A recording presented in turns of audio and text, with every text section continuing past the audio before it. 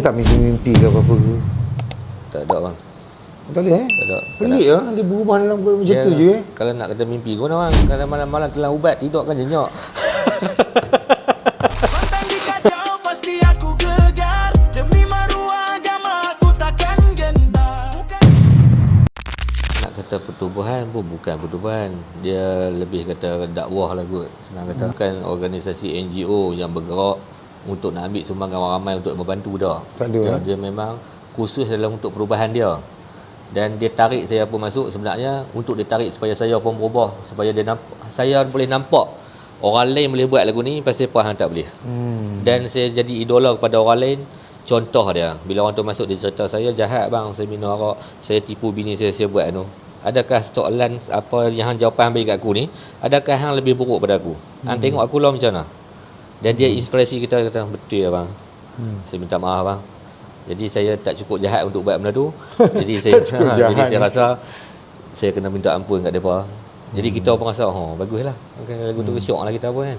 Maknanya macam kira membimbing dia orang lah untuk jalan yang betul. Dulu tak nampak benda tu kabur Betul. Dan kita percaya setiap pertemuan yang Allah berikan pada kita setiap hari itu sebenarnya ada benda Allah nak bagi.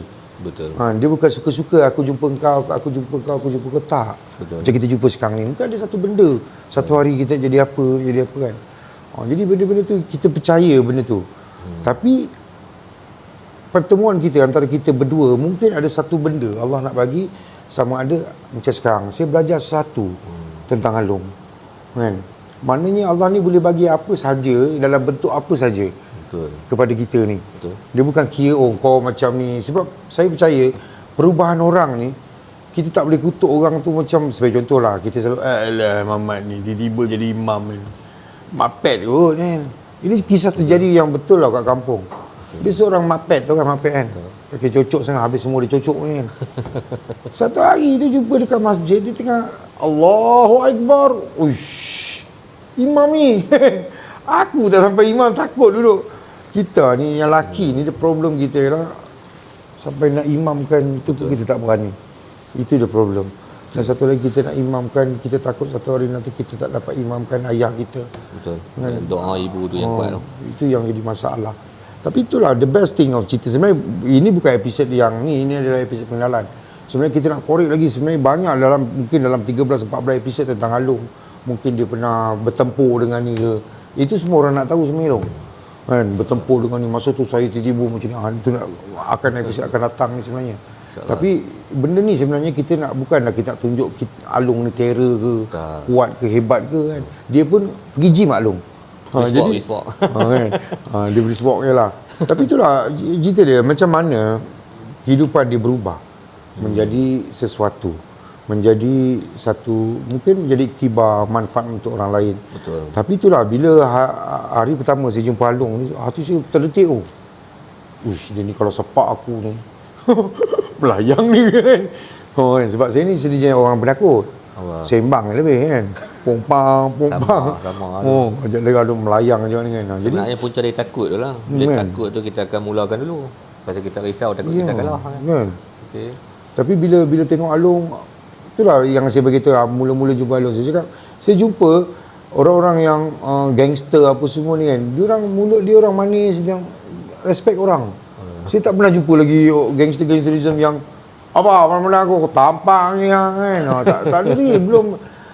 Saya jumpa orang-orang yang macam tu, rupanya dia tak ada apa-apa. Dia terbalik. Betul, saya jumpa orang macam tu. Bukanlah saya nak puji Along apa, sebab ni tempat Along saya tak dapat balik kejap lagi, tak ada. Kan? Tapi bila saya jumpa, ni antara benda yang realiti lah. Saya pernah jumpa orang yang tepuk meja lah, baling meja lah semua. Tapi bila ada sesuatu terjadi, dia tak pernah buat apa benda pun. Dia sembang. Tapi orang yang senyum, sengih, bang, Assalamualaikum. Itu yang lagi dahsyat sebenarnya. Kan? Macam, dahsyat dia ni kan. Jadi benda-benda ni macam saya terdengar Along cerita tadi kat belakang pasal kes bunuh semua kan. Saya kata, sampai kes bunuh Tu nanti saya nak korek untuk episod yang seterusnya. Apa perasaan ni bila terbunuh orang, ada perasaan bersalah ke, macam kat drama, kat TV tu kan. Aku Ayub, hantu Ayub datang, kau bunuh aku tadi. Kan? Mungkin macam tu ke kan.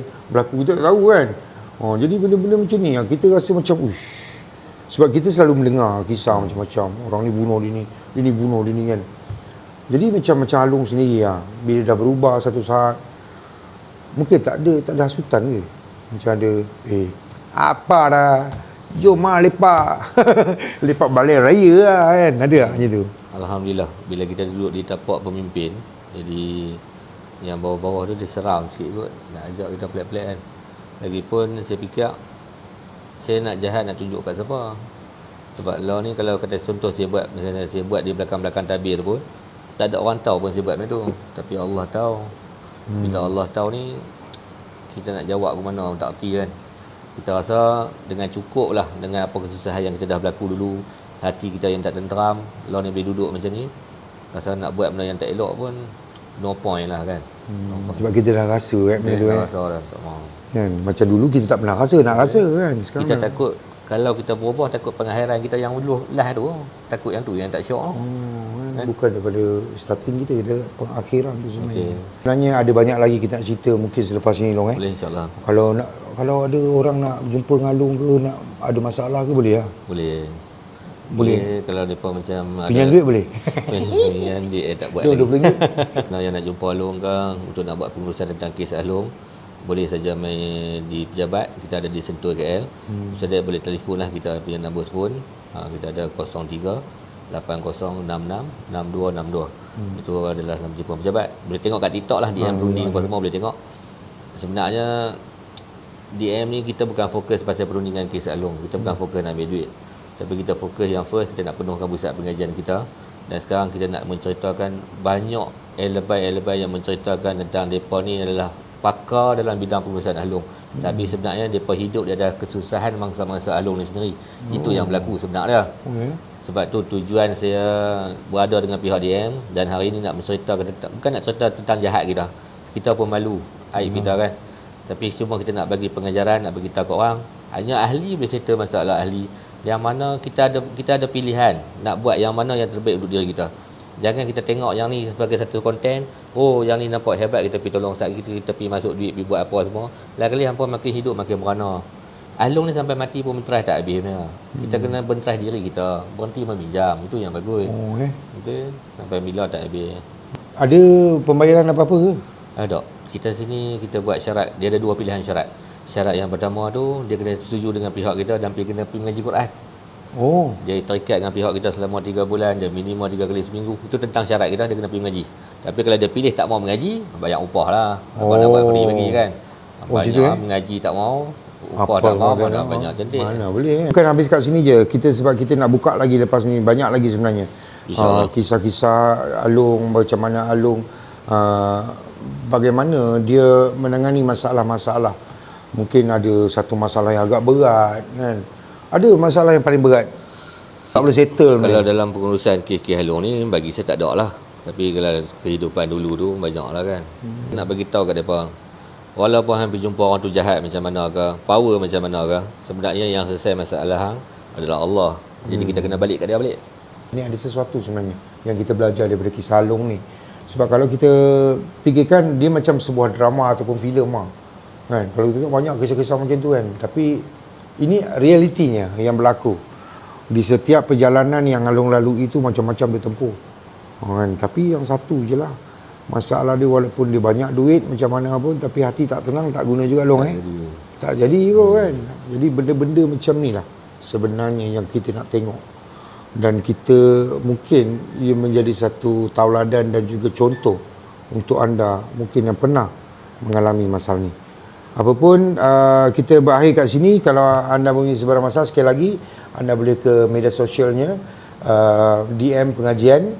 Kat situ anda boleh bercerita ataupun apa saja nak berkongsi rasa, insya-Allah. Tak kisah laki ke perempuan. Dan ingat, benda ni sebenarnya apa saja yang kita lalui, apa saja yang tu semuanya perjalanan dicoret-coretkan oleh Allah. Betul. Kan ada benda yang Allah nak bagi kat kita. Mungkin dia gelap dekat sini tapi terang akan datang, tak tahulah. Betul. Baik, saya akan tinggalkan anda insya-Allah. Dan Alung mungkin nak kata apa-apa agaknya? Nanti kita akan berjumpa lagi dan terima kasih kepada Abang Bok. Ya. InsyaAllah.